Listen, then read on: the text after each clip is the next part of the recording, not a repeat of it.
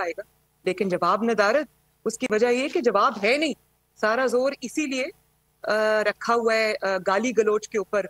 ओए फला, मैं तुम्हें नहीं छोड़ूंगा, मैं तुम पे 10 अरब का हर्जाने का दावा करूंगा, चीफ इलेक्शन कमिश्नर इनका जाती नौकर है। आपको शर्म आनी चाहिए ऐसी बात करते हुए।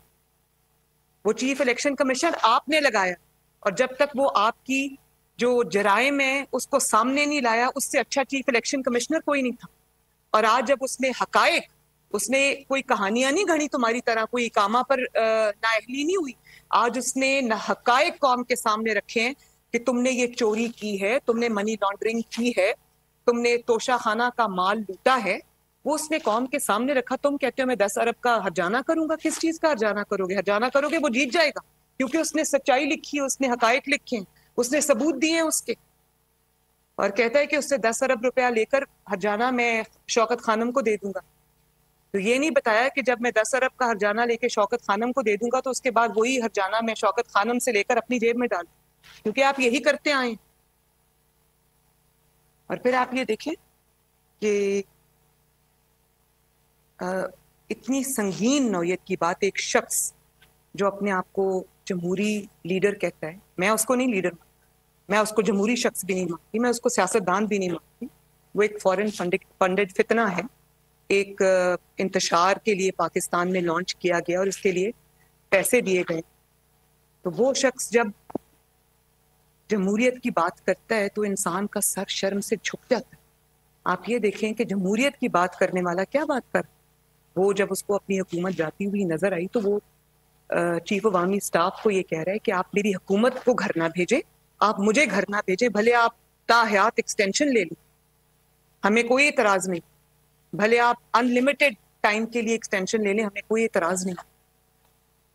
जिसको ये रात को या बंद कमरे में या बंद दरवाजे के पीछे ये कहता रहा कि आप एक्सटेंशन ले लें और ताहयात एक्सटेंशन ले लें, उसको अब ये कहता है ये गद्दार है, ये जानवर है, ये मीर सादिक है, ये मीर जाफर है। भाई इतनी कुर्सी से मोहब्बत और लालच मैंने किसी को नहीं देखी कि उसका सरापा झूठ हो, और पीछे से जब अंदर कमरों के अंदरूनी बातें जब खुले तो वो तो कोई और ही नक्शा पेश कर रही है बात।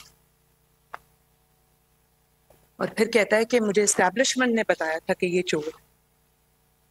इस बात, मेरा ख्याल है कि ये जो इन्होंने कहा कि मुझे एस्टैब्लिशमेंट ने ये बताया था कि ये चोर है, और ये सिर्फ इमरान ने बात नहीं की, ये बात कुछ सहाफियों ने भी की है कि हमें तो ये बताया गया था कि ये चोर है। और जब इमरान ने कहा कि मुझे एस्टैब्लिशमेंट ने बताया था ये चोर है, तो मेरा ये जाती ख्याल है कि इससे बड़ा सबूत नवाज शरीफ साहब की बेगुनाही का कोई और हो नहीं सकता, जो इमरान ने खुद कौम के सामने रखी है। मेरा ख्याल है कि शौकत अजीज सदीकी साहब ने भी बहुत बड़े रेवोल्यूशंस किए हैं, बहुत बड़े हकायक, होशरुबा जिसको हकायक कहते हैं, वो कौम के सामने रखे। अरशद मलिक मरहूम ने भी बहुत संगीन इंकशाफात किए कि किस तरह नवाज शरीफ साहब को मिली भगत के तहत सजाएं दी गई। लेकिन मैं समझती हूँ कि अरशद मलिक साहब हैं मरहूम, और जो शौकत अजीज सदीकी साहब है, इनके भी इंकशाफात से बड़ा इंकशाफ इमरान ने ये किया है कि नवाज शरीफ बेकसूर है और मुझे इस्टेब्लिशमेंट ने कहा था कि ये चोर है। तो वही इस्टेब्लिशमेंट ने आपको जो भी पर्ची लिख के दे दी, आपने वो कौम के सामने पढ़ के सुना दी।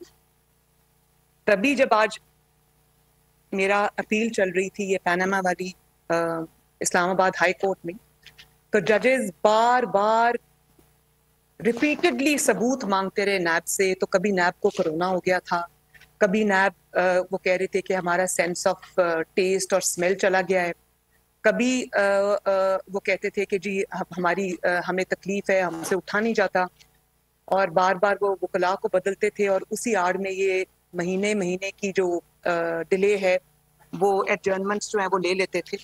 तो आज मुझे समझ आ रही है कि वो सबूत क्यों नहीं था। वो सबूत इसलिए नहीं था कि इनको पर्ची पे किसी ने लिख के दे दिया ये चोर है, ये पीछे ये वो शुरू हो गया। तो ऐसी बात नहीं है।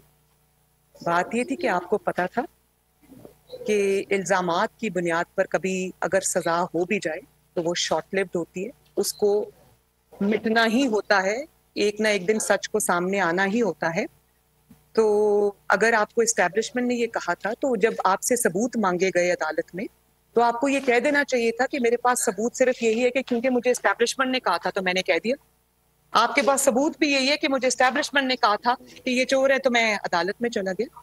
अदालत में ये बातें नहीं चलती। अदालत में आपको सॉलिड एविडेंस चाहिए होता है, प्रूफ चाहिए होता है, आपको जो इररिफ्यूटेबल एविडेंस चाहिए होता है। इसीलिए कोई बनाया गया मुकदमा अदालत में टिक नहीं सका।